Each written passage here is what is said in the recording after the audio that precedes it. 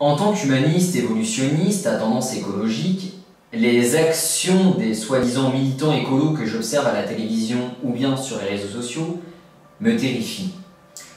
Ces individus bloquent des routes en se collant la main sur le bitume, empêchant les automobilistes de se rendre au travail et parfois les véhicules d'urgence de sauver des vies. J'ai également vu des œuvres d'art, par exemple certains Van Gogh, saccagées dans des musées. Ces personnes-là ne sont pas des écolos à mes yeux. Je les perçois plus comme des individus qui ont soif de violence et qui, par des actions insignifiantes, pensent réaliser un acte de rébellion au service de l'écologie. Ces méthodes sont à mon sens contre-productives, puisqu'elles viennent à la fois, pardonnez-moi l'expression, emmerder les mauvaises personnes, puisqu'au vu du prix de l'essence et du coût de la vie en règle générale, je pense que la classe dite populaire fait déjà attention à ses dépenses et fait également vivre la société, parce que malgré les actes de vandalisme, les agresseurs et ou les assurances paient les dégâts. Ainsi, ces actions agacent simplement les victimes qui vont d'ailleurs associer ces actes de prétendus écolos à l'écologie. Et pour le coup, auront de moins en moins envie de s'y intéresser. À titre indicatif, les voitures, motos et scooters qu'ont la plupart des ruraux, et j'en fais moi-même partie, sont majoritairement utilisés pour aller au travail. Et oui, nous n'avons pas tous la chance d'habiter en ville où un tramway passe régulièrement à 2 pas de notre domicile. Le problème n'est pas tant le transport routier, mais l'utilisation que l'on en fait. Vous savez, je préfère avoir une voiture au moteur diesel et être conscient qu'elle pollue, et de ce fait l'utiliser le moins possible, plutôt que d'avoir une voiture électrique pesant près de 2 tonnes et de l'utiliser 2 à 3 fois plus.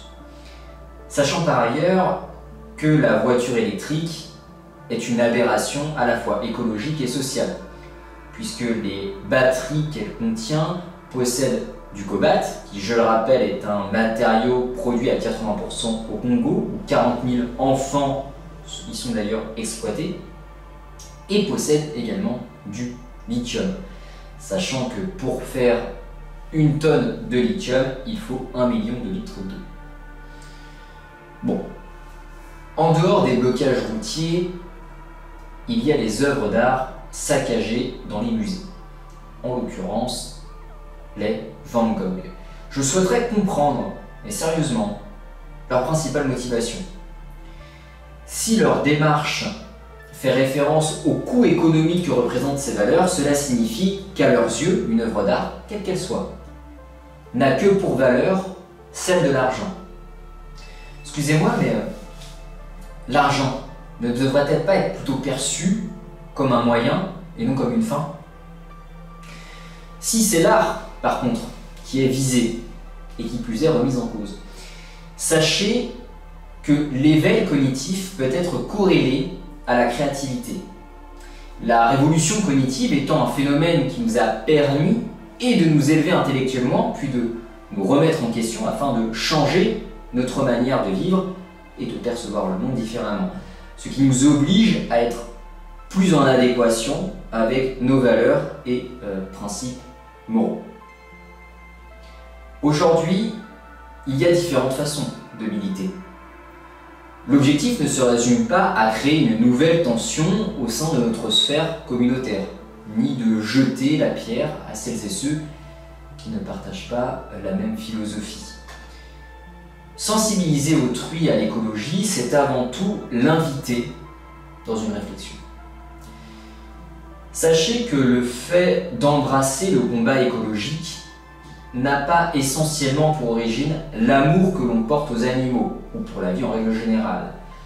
En ce qui me concerne, indépendamment des élevages intensifs, si je ne mange pas de viande, ce n'est pas uniquement pour les beaux yeux des lapins ou des bovins. Au contraire, Je suis même de ceux qui éprouvent de la satisfaction lors d'une mise à mort d'une proie par un prédateur lorsque je visionne un documentaire animalier. Le fait d'observer les interactions animales sous toutes ses formes me fascine.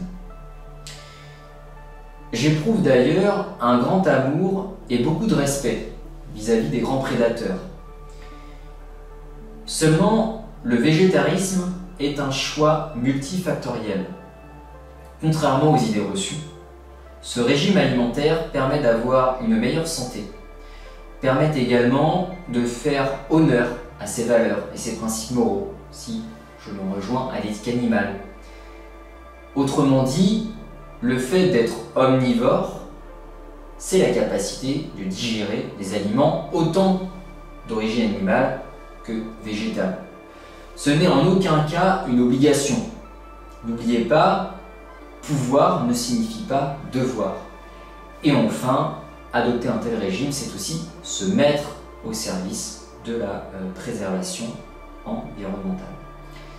L'écologie, ce n'est pas de retourner en arrière parmi les différentes époques de l'histoire humaine.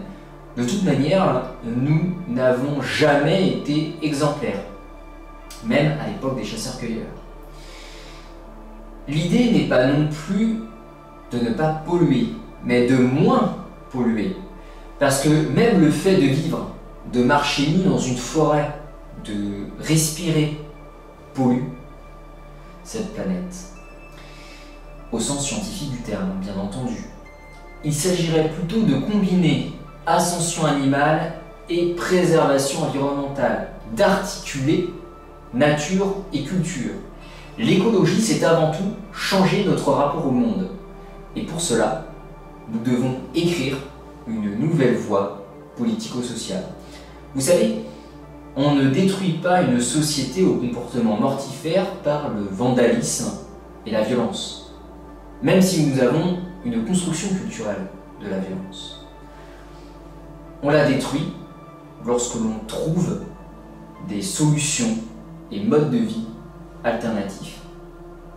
Nous pouvons d'ailleurs commencer cette démarche par la consommation locale, en privilégiant les transports éco-responsables, lorsqu'on peut se le permettre évidemment, en mangeant moins de viande, voire en arrêtant totalement, puis en accueillant les autres membres du vivant dans notre sphère de considération morale.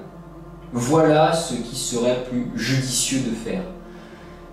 Quoi qu'il en soit, pour nous assurer un avenir, il faut être capable de faire des compromis.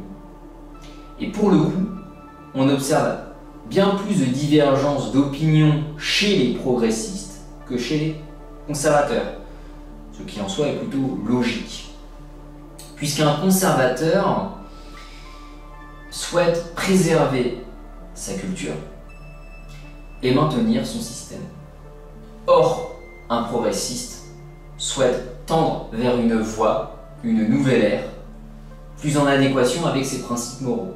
Pour autant, chacun possède une grille de valeurs qui lui est propre et on ne partage pas non plus les mêmes attentes et le même sens des priorités.